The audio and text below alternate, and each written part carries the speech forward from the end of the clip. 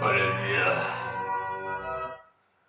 오늘 새벽 기도 시간도 어제 이어 강해 설교로 창세기 47장 2절 말씀부터 드리겠습니다.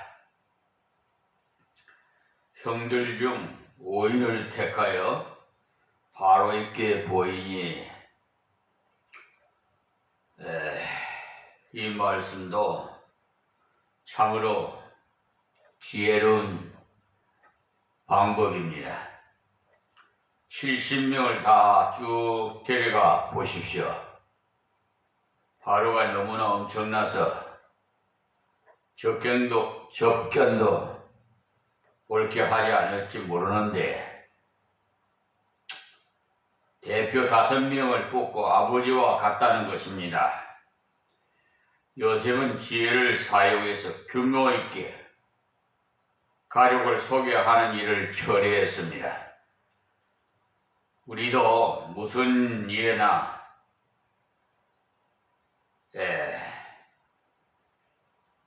지혜를 사용해서 질서 있게 일을 처리하시기 바랍니다.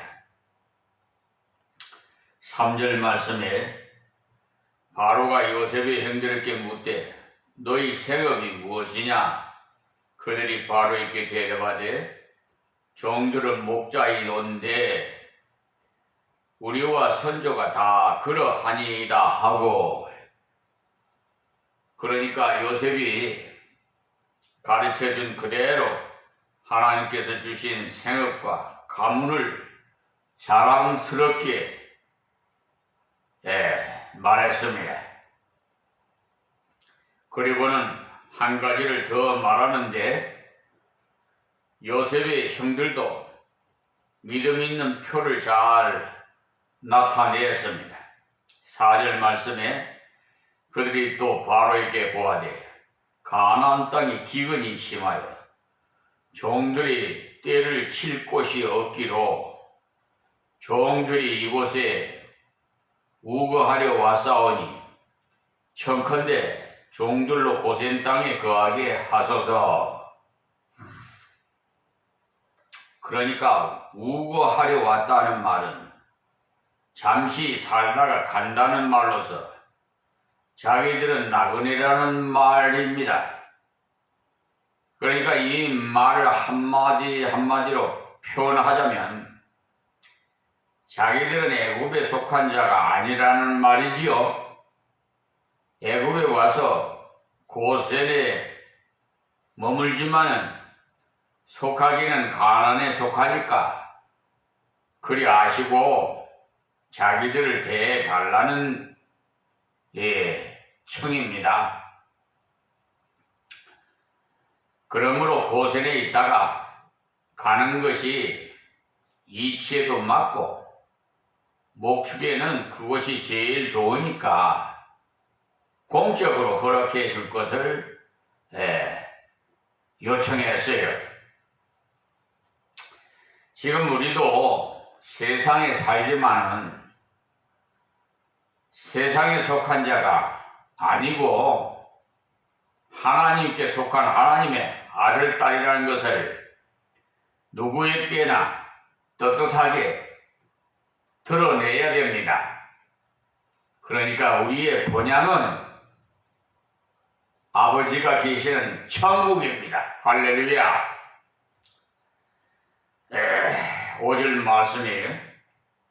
5절과 6절 말씀입니다. 바로가 요셉에게 일러가로되 네 아버지와 형들이 네게 왔은 저 6절에 애굽 땅이 네 앞에 있으니 땅의 좋은 곳에 네 아비와 형들로 거하게 하되 고센 땅에 그들로 거하게 하고 그들 중에 능한 자가 있는 줄을 알거든 그들로 나의 짐승을 주관하게 하라. 그러니까 목자라고 하는 것을 보니까 양과 소를 잘 치는 모양이니 자기의 말과 나귀 같은 짐승도 요셉의 형들이 맡아 쳐줄 것을 부탁합니다.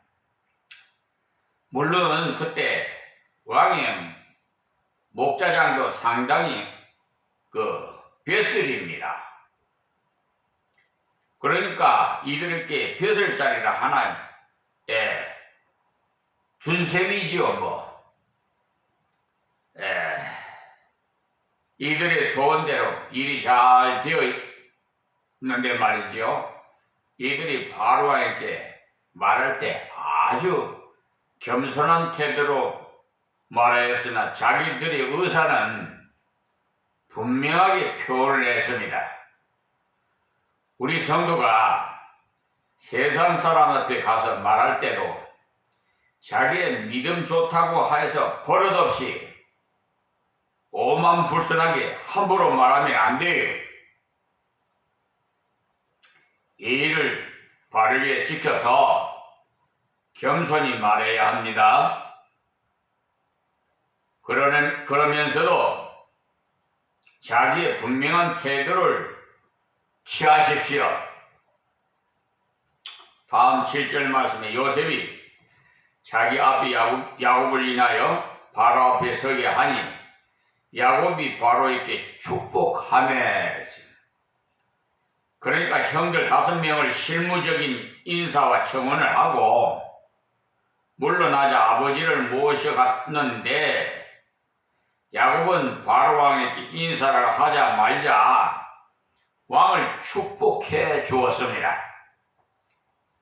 이 축복이라는 것은요, 같은 사람과 사람 관계에서 축복이라는 말을 씁니다.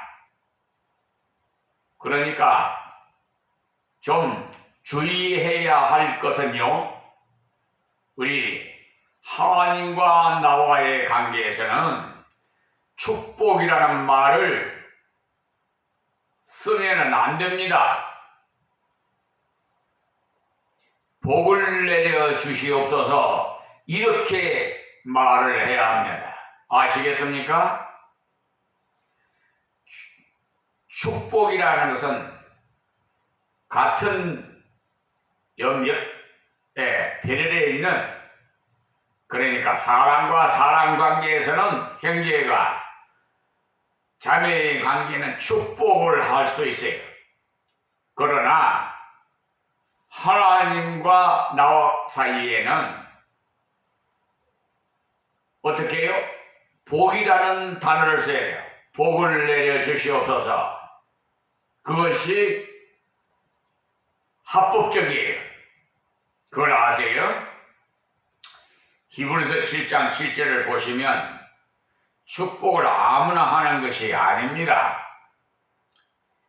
베일은 하고 낮은 자가 높은 자에게 복받을 복빔을 받느니라 이렇게 하셨어요. 그러니까 바로가 야곱보다 낫다는 말이에요. 바로가 세상적으로는 왕이지만 하나님 앞에서는 야곱 자기에게 축복받아야 할 자라는 것입니다. 그러니까 우리가 순위 제1순위 하나님, 그러니까 이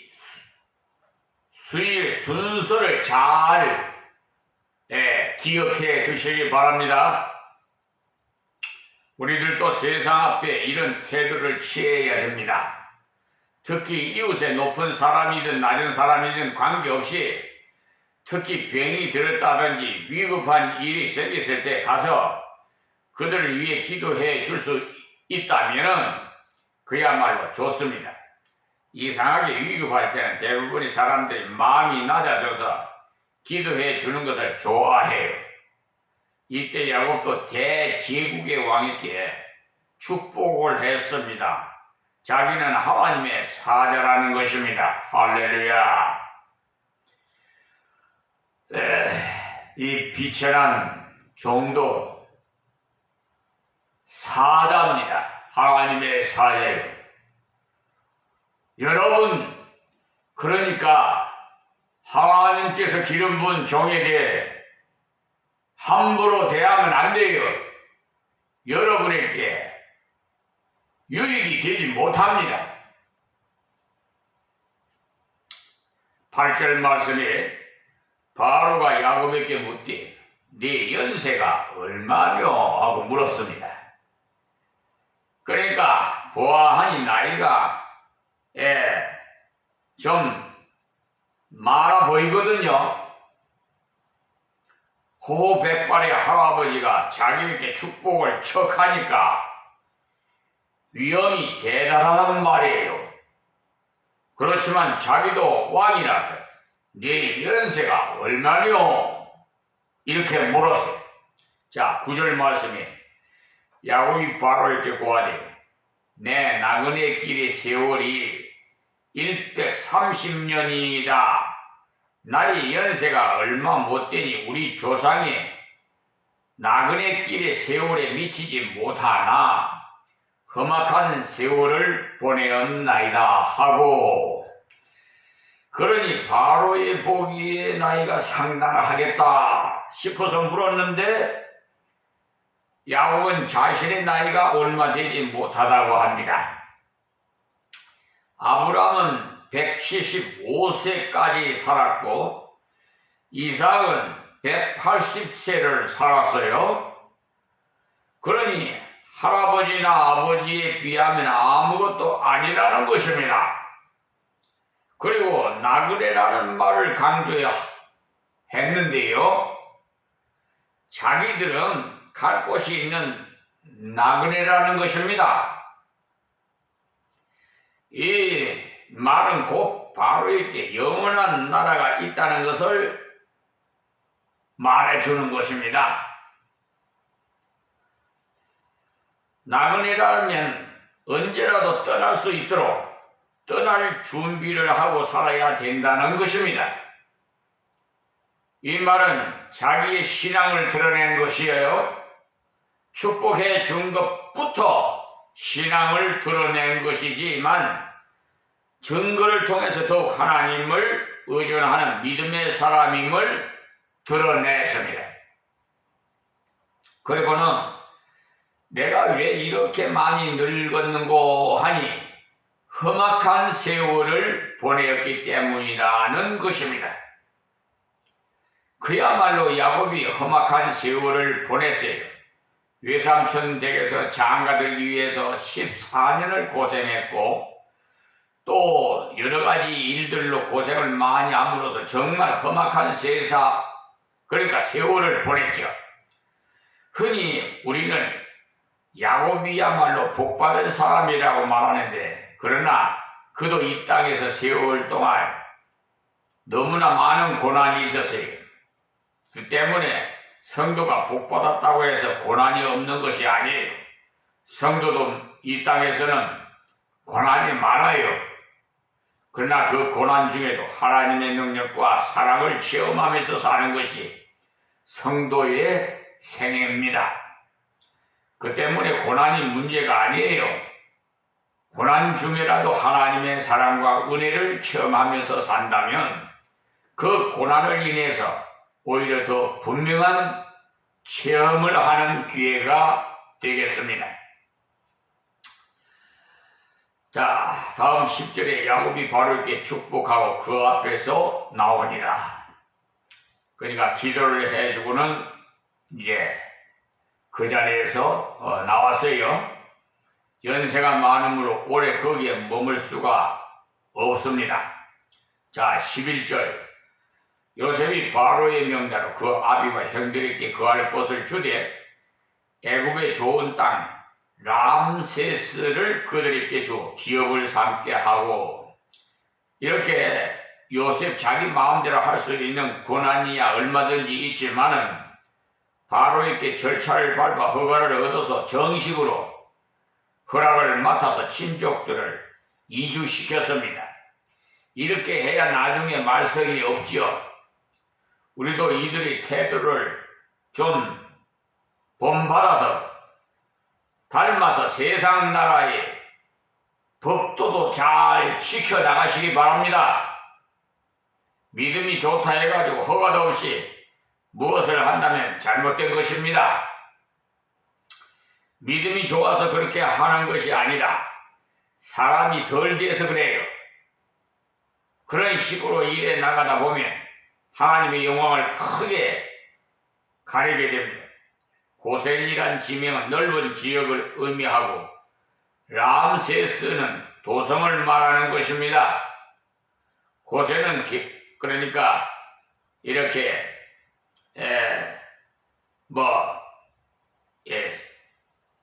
이 충청북도, 충청남도, 전라남도, 경상남도 이런 식으로요.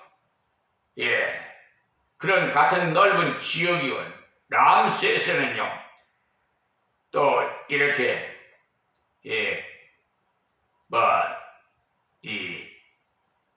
강화군 이런 인천광역시 같은 이런 도성을 의미하는 거예요. 애굽 역사에 보면은 람세스가요.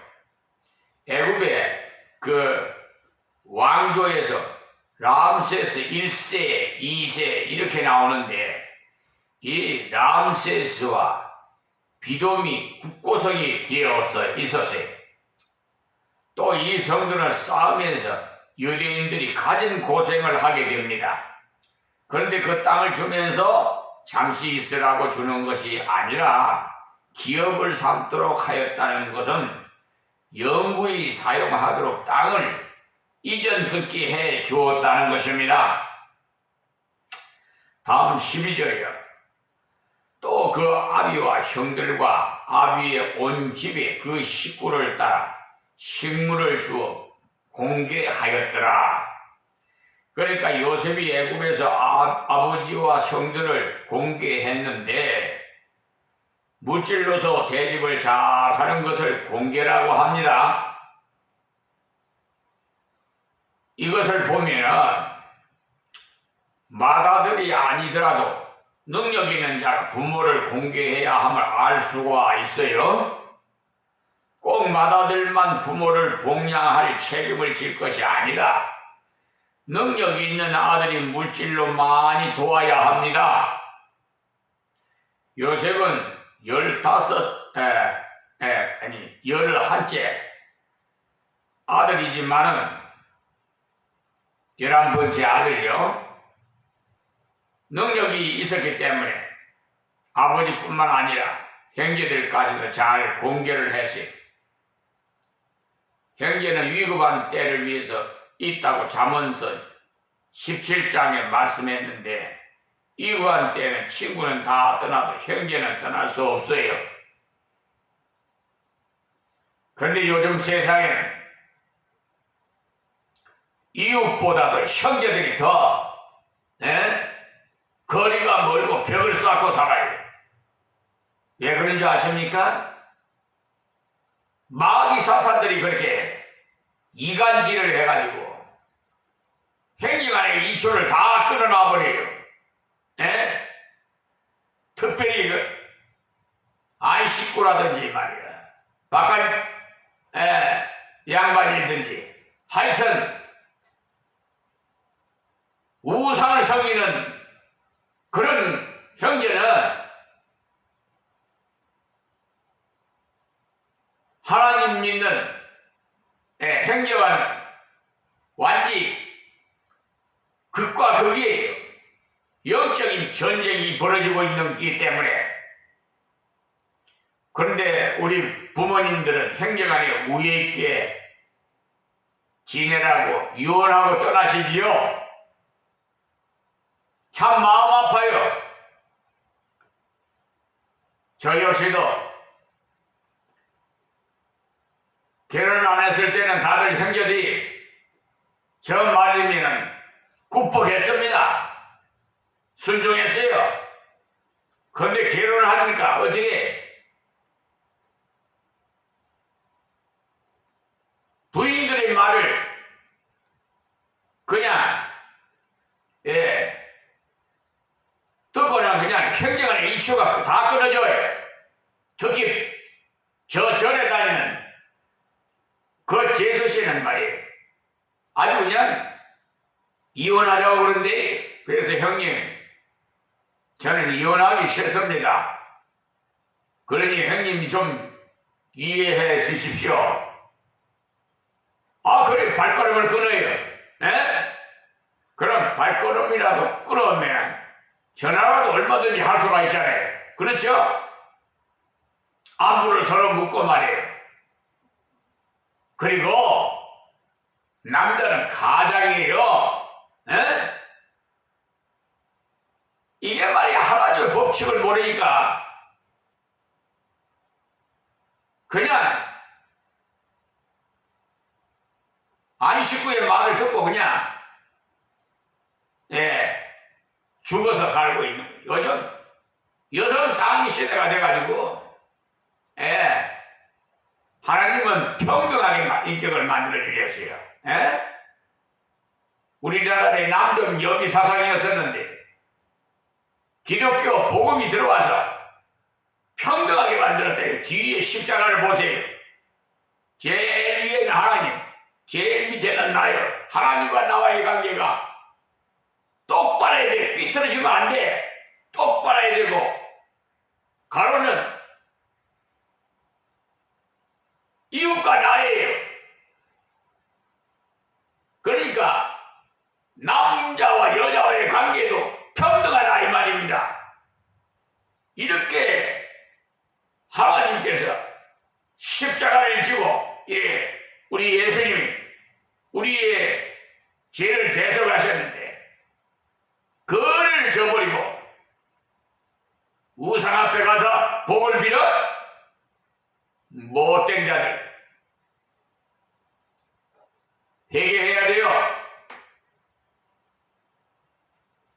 아니, 예수 믿는 사람도 점치러 다닌다 하더라니까요. 나 기가 차서네. 에이, 나 그런 소리 들으면 우라통이 터져요.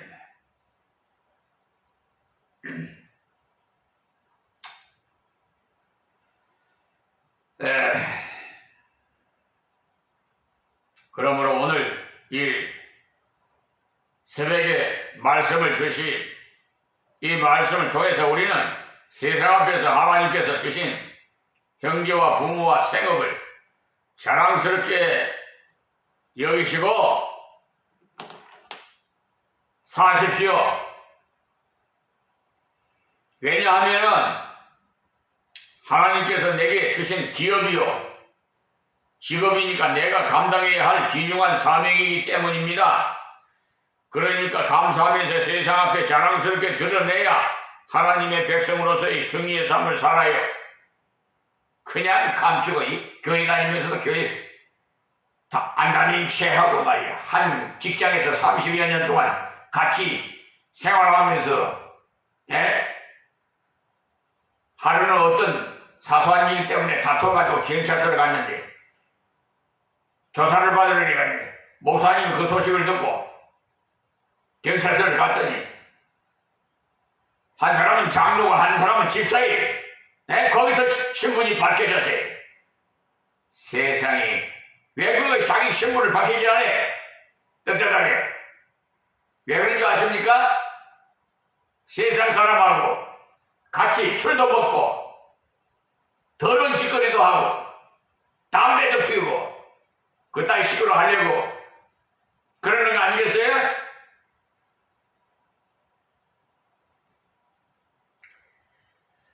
언제나 나그네 의식을 가지고 세상을 살아가세요. 우리의 본향은 여기가 아니에요. 그래야 세상에 물들지 않습니다. 나그네는 본향을 항상 사모해요. 나그네는 본향 깔 준비를 하면서 살아야 돼요. 나그네는 본향을 자랑하며 삽시다. 그리고 성도는 제사장 의식을 가지고 여러분 만인 제사장이에요. 예수 믿으면 다 만인 제사장이에요. 휘장이 갈려져 있잖아요. 쫙. 나그네이지만은 제사장 같은 나그네라는 것을 잊지 마세요. 하나님의 은혜를 전달하면서 살아가는 권위 있는 자라는 사실, 그러니 하나님 은혜를 항상 자랑해. 알고 보면 제사장 많은 사람들에게 하나님의 은혜를 베푸는 사람이 마지막으로 효도와 형제의 우애를 통해서 요셉이 이 땅에서도 더욱 큰 복을 받았다는 사실을 기억하시고 우리들도 부모님을 잘 효도하고 형제를 우애하며 섬기기를 잘 함으로써 하나님의 더 큰 복을 누리는 삶을 사시기를 간절히 바랍니다. 그리고 하나님께서 요셉에게 맡긴 사명이 무엇인가? 자기 가족을 구하는 것과 이웃을 구하는 것 아닙니까? 하나님께서 그 사명을 감당하도록 하시기 위해서 요셉을 애굽에 보내는 것 아닙니까? 하나님께서 애굽에 요셉을 왜 보내는가? 그 이유는 가족을 구하기 때문에 우리가 가족을 돌보며 가까운 이웃을 돌아보는 것은 하나님께서 기뻐하시는 거예요. 그리고 저 바깥에 있는 우리의 혈통과 관계없는 사람들에게도 하나님의 은혜를 끼치면서 살아야 하나님께서 우리에게 주신 사명을 바르게 감당하는 겁니다. 교회도 마찬가지. 교회에 나오는 사람들도 잘 돌봐야겠지만 믿지 않는 바깥의 사람들의 고통을 돌아보는데도 기여해야 됩니다. 특히 절대 빈곤자들에게 사랑의 손길을 물질로도 베풀어야 돼요. 왜냐하니까 공산주의 사상을 가진 사람들이 이들을 충동질해가지고 나라를 어지럽히는데 많은 작용을 해요. 지금도 나라가 이렇게 어지러운 것은 빈부의 격차가 너무 심하기 때문에 온 현실이에요. 어제 뉴스를 보니까 북한에서 기순한 남한으로 기순한 자가 살기가 어렵다고 북한으로 다시 올라가겠다고 통일로 그저 버스를 훔쳐 타고는 통일로 그걸 막 가다가 그저 설치된 것에 해서 잡혔다는 보도를 뉴스를 들었어요. 왜 그러겠어요? 믿는 자들이 이웃을 형제를 믿지 않는 자들을 돌보지 않기 때문에 그런 거 아니겠어요? 남한에서 살기 힘들어서 다시 북한으로 가겠다고. 책임이 다 있어요, 우리들에게.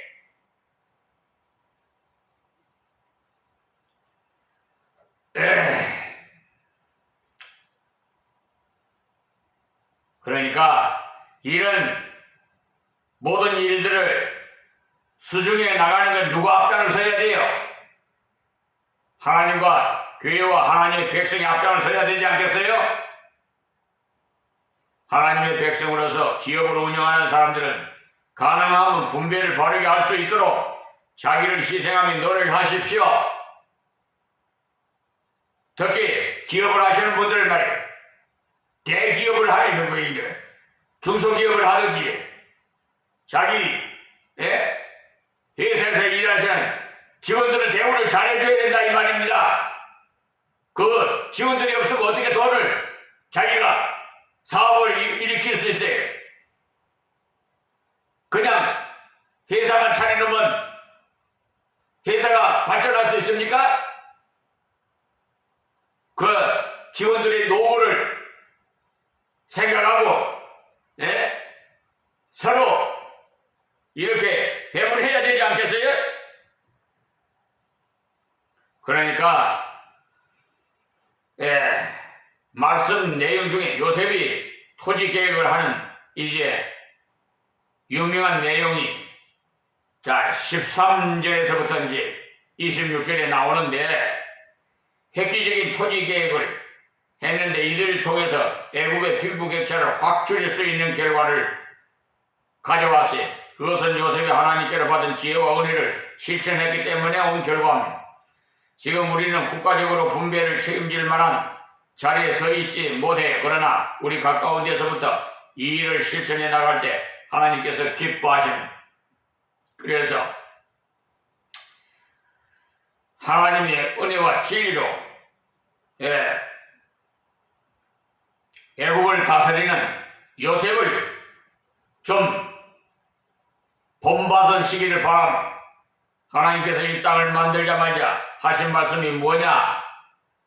인간에게 제일 먼저 명령하신 말씀이 생육하고 번성하라고 말씀하시고요. 땅을 정복하라고 말씀하였어요. 그러니까 인간이 죄를 짓기 전에 오늘 여기서 말씀을 맺겠습니다. 하나님 고맙고 감사합니다. 주신 말씀 귀 있는 자들은 다 듣고 바른 신앙생활 할 수 있도록 은혜를 베풀어 주시옵시고 저 이방인들도 구원하시옵소서. 죽어가는 저 영혼들을 구원하셔서 영광 받으시옵소서. 예수님의 이름으로 기도하옵나이다. 아멘.